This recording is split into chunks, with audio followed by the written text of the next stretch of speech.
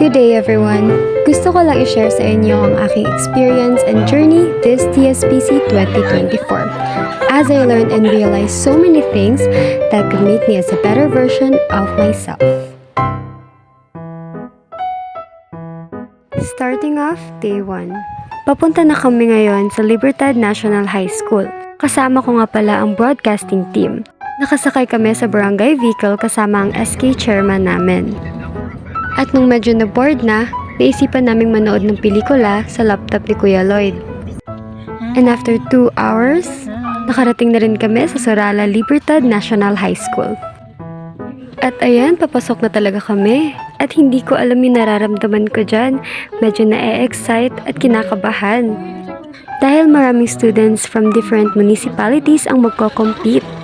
Medyo nagbibiruan pa nga kami dito na umuwi na lang. Nakikita na kasi namin yung mga banners ng aming events. At akala namin na ito talaga yung quarter kung saan kami matutulog. Ito kasi yung binigay ng facilitator sa amin. Pero nagulat na lang kami dahil meron na daw ibang school na nakabook. Kaya ito, naghihintay kami kung saan ba kami lulugar. Joke lang.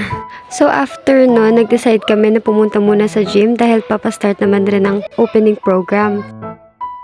At hindi pa nga kami nakasettle ng mga gamit namin ay parang mapapagastos talaga kami dahil sa dami ng souvenirs sa labas. And we're here na talaga sa loob. Sorry dahil medyo blurred yung cam ko, pero at least nababasa niyo yung DSPC 2024, diba? So pagkapasok namin, marami na talagang schools na nauna. At ayan, may mga Girl Scout and Boy Scout pa. At may banda pa. So hindi ko pala na-videohan yung mga nag-speech na speaker dahil busy ako sa kakasigaw. Nagsisigawan kasi kami habang tinatawag yung municipality namin, which is Pulomolok.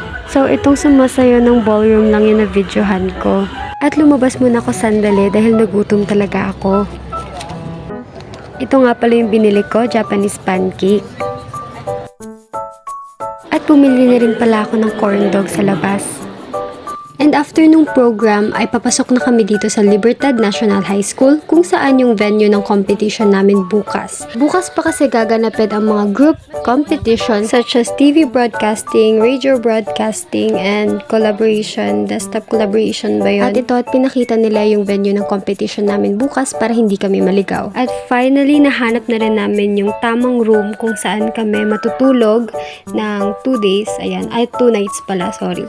Actually, hindi talaga kami doon matutulog dahil 2 room yung pinagamit sa amin at doon yung isang room kung saan yung co-journalist namin yung matutulog at dito talaga yung kwarto or quarter kung saan yung kami matutulog. Basta ganon. At ito sila yung makakasama ko mamayang gabi.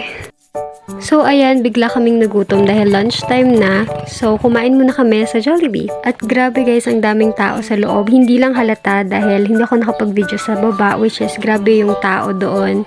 Dito sa taas, medyo okay lang yung dami. At ayan, naghihintay na lang kami sa order namin. So ayan, dumating na yung order namin at kakain muna kami. Bye! So as you can see, grabe yung init ng araw, no? Pero tiniis namin dahil alam namin sa sarili namin na marami kaming magagastos mamayang gabi, kaya tiis-tiis muna. At ayan, nakabalik na nga kami sa aming quarter at naisipan muna naming mag-practice since wala naman kaming magawa sa maghapon. So hindi naman halata sa mukha ko, no, na grabe na yung kaba ko dyan kahit bukas pa yung competition. Sa sobrang kaba ko, niyaya ko yung Catholic na classmate ko na mag-pray dun sa simbahan mamayang hapon. Mabuti na lang at nasa tapat lang ito ng barangay Libertad. At nagsindi rin kami ng kandila. At ito nga pala si Trixie, grabe ang daldal namin dyan at ang ingay-ingay namin. Pupunta kami ngayon sa simbahan kasama yung mga Catholic na journalism.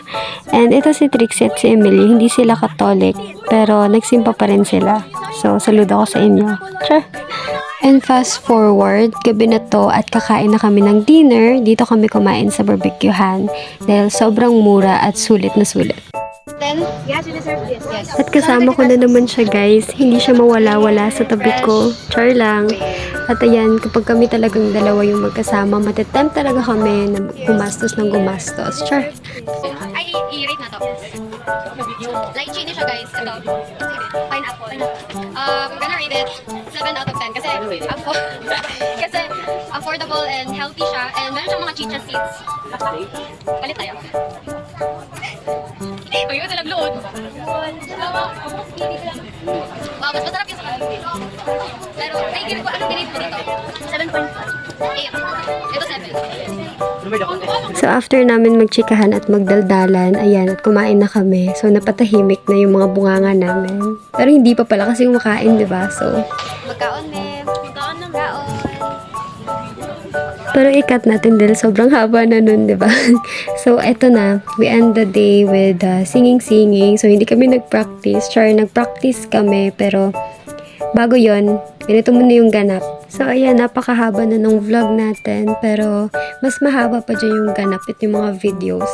So pinaliit lang natin, kinat lang natin. So ayan, sobrang daming ganap sa isang araw lang ha. Meron pa bukas. So hintayin nyo.